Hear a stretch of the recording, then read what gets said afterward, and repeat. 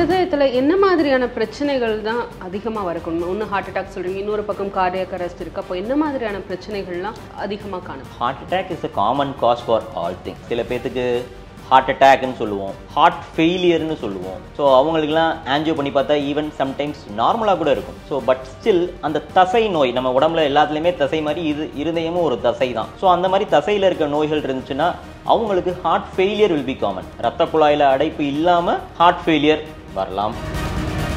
இப்போ டெக்னிக்கலாக பார்த்தா ஹார்ட் அட்டாக்கும் ஹார்ட் ஃபெயிலியருக்கும் என்ன நடக்கும்? இருதயத்துக்கு சப்ளை பண்ணுற ரத்த குழாயில் இருக்க அடைப்பு ஹார்ட் அட்டாக். ஹார்ட் ஃபெயிலியர் அப்படின்றது இந்த ஹார்ட் அட்டாக்கும் ஹார்ட் ஃபெயிலியருக்கு ஒரு காரணம் தான். ஹார்ட் அட்டாக் இல்லாமையும் ஹார்ட் ஃபெயிலியர் வரலாம்.